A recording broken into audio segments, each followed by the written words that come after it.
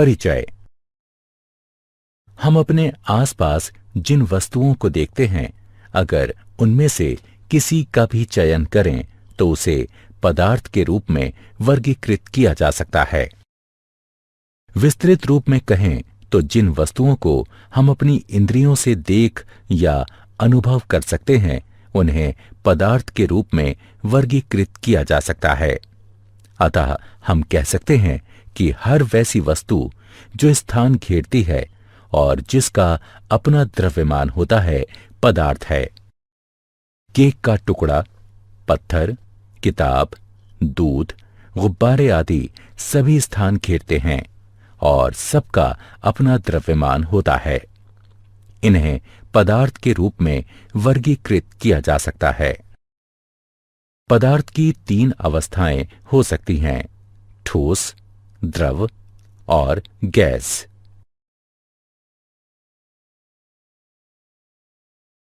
उद्देश्य। इस पाठ के अंत में आप निम्न करने में सक्षम हो जाएंगे: पदार्थों के प्रकार समझना, पदार्थों की अवस्था पहचानना, तापमान या दाब परिवर्तन होने पर पदार्थों की अवस्था किस प्रकार परिवर्तित हो सकती है, विभिन्न गतिविधियों द्वारा ऊर्ध्वपातन और वाष्पीकरण प्रक्रम के बारे में सीखना।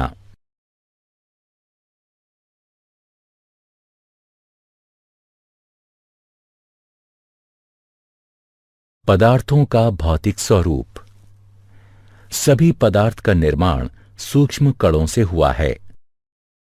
ये कण इतने सूक्ष्म होते हैं कि इन्हें नंगी आंखों से देखना संभव नहीं है। इन सूक्ष्म कणों को अणु नाम दिया गया है। ये अणु और भी सूक्ष्म कणों से निर्मित होते हैं, जिन्हें परमाणु कहा जाता है। प्रत्येक पदार्थ के अणु भिन्न होते हैं। 115 प्रकार के परमाणु हैं, जो भिन्न प्रकार के जुड़ाव से भिन्न प्रकार के अणु पैदा करते हैं।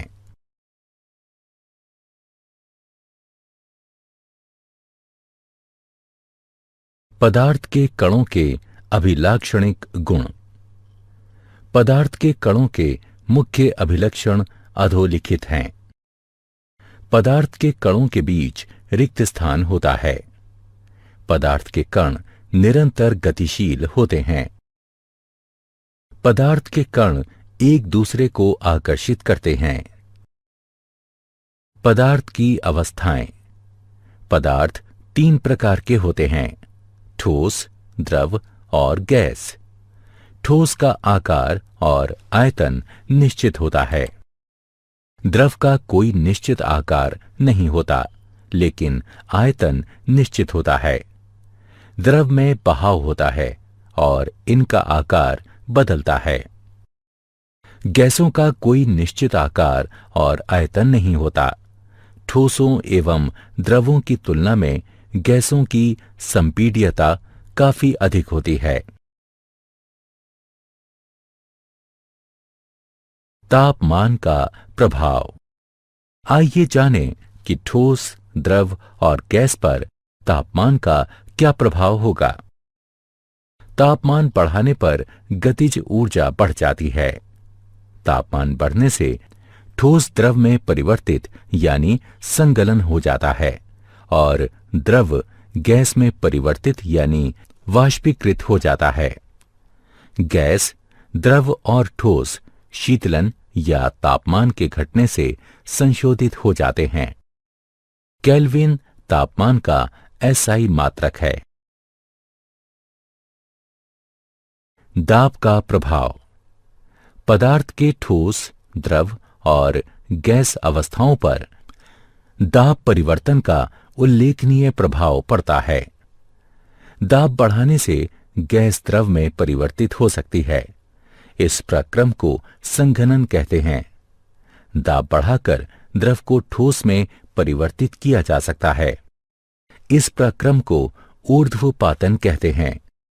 इन अवस्थाओं को शीतलन से या तापमान को घटाकर पुनः परिवर्तित किया जा सकता है। क्या आप जानते हैं हमारे ब्रह्मांड में कुल मिलाकर पदार्थों की 7 अवस्थाएं हैं। गैस से ऊपर पदार्थ की चौथी अवस्था प्लाज्मा है। प्लाज्मा आयनित गैस है। ये एक ऐसी गैस है जिसे एक बिंदु तक अत्यधिक गर्म करने पर इसके कुछ इलेक्ट्रॉन अपने केंद्रकों से टूटकर दूसरे केंद्रकों से जुड़ जाते हैं। तारे प्लाज्मा से बने हैं और आग प्लाज्मा है। प्लाज्मा से ऊपर पदार्थ की 5वीं अवस्था किरण है। किरण और दूसरी पदार्थ की 4 अवस्थाओं में अंतर यह है कि ठोस, द्रव्य, गैस और प्लाज्मा के कण हर दिशा में गति करते हैं, जबकि किरण के कण तालमेल से एक दिशा में गति करते हैं। इन 5 पदार्थ की अवस्थाओं से अलग एक अवस्था ऐसी भी है जो इन सभी अवस्थाओं से नीचे है। ये अवस्था है शून्य पदार्थ की अवस्था। शून्य पदार्थ की अवस्था BEC या बोस-आइंस्टीन कॉन्डेंसेट के नाम से जानी जाती है। यह सबसे ज्यादा संघनित सभी पदार्थों का संघनन है। सारांश। आइए हमने जो कुछ सीखा है उसे संक्षेप में दोहराएं। सभी पदार्थ सूक्ष्म कणों से निर्मित हैं। अणु का निर्माण अति सूक्ष्म कणों से होता है, जिसे परमाणु कहते हैं। पदार्थ 3 प्रकार के होते हैं: ठोस, द्रव और गैस। ठोस का निश्चित आकार और आयतन होता है। द्रव का आयतन निश्चित और आकार अनिश्चित होता है। गैस का ना तो आकार निश्चित होता है और ना ही आयतन। तापमान की SI इकाई केल्विन है। दबाव में वृद्धि कर गैस को द्रव में परिवर्तित किया जा सकता है।